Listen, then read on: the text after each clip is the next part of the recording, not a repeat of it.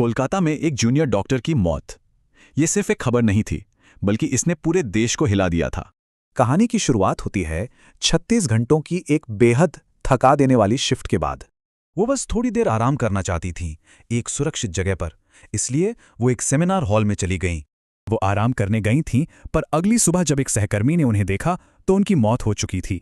अजीब बात यह थी कि क्राइम सीन को सील नहीं किया गया। पुलिस को बुलाने में भी 1 घंटा लगा दिया। तो ऑफिशियल कहानी थी सुसाइड, लेकिन ऑटोप्सी रिपोर्ट वो कुछ और ही, एक बेहद भयानक कहानी बता रही थी।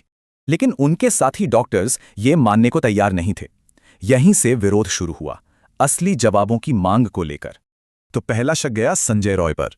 यह एक पुलिस वॉलंटियर था जिसका रिकॉर्ड कुछ ठीक नहीं था।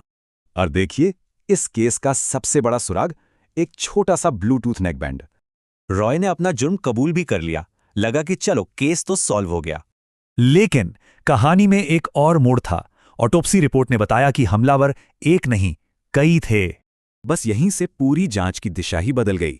अब शक किसी गहरी साजिश पर था, और इस साजिश के केंद्र में नाम आया कॉलेज के प्रिंसिपल संदीप घोष का, जिन पर आरोप काफी गंभीर थे। पता चला कि कॉलेज में पहले भी जिसने आवाज उठाई उसे या तो ट्रांसफर कर दिया गया, या वो रहस्यमयी ढंग से गायब हो गया। और फिर शुरू हुई सबूत मिटाने की एक सोची समझी कोशिश। सील बंद क्राइम सीन को पूरी तरह से तबाह कर दिया गया। ये सब देखकर लोगों का गुस्सा भड़क गया। कोलकाता से शुरू हुआ ये विरोध देखते ही देखते पूरे देश में फैल गया। हजारों डॉक्टर सड़कों पर थे। उनकी मांगें बस 2 थीं, इंसाफ और काम करने के लिए एक महफूज जगह। इतना दबाव बढ़ा कि सरकार को झुकना पड़ा, और केस देश की सबसे बड़ी जांच एजेंसी सीबीआई को दे दिया गया। घोष ने इस्तीफा दिया और अगले ही पल दूसरे कॉलेज के प्रिंसिपल बना दिए गए। बाद में कोर्ट के दखल से उनकी गिरफ्तारी हुई। प्रदर्शनकारियों ने एक और बड़ी मांग रखी।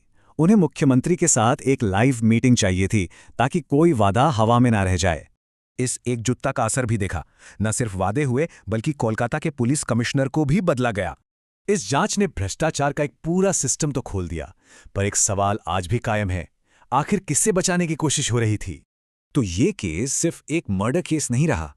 ये पावर, करप्शन और सेफ्टी पर एक बहुत बड़ी बहस बन गया। एक मौत ने आंदोलन खड़ा कर दिया, पर असली सवाल यह है कि क्या सिस्टम वाकई बदला है,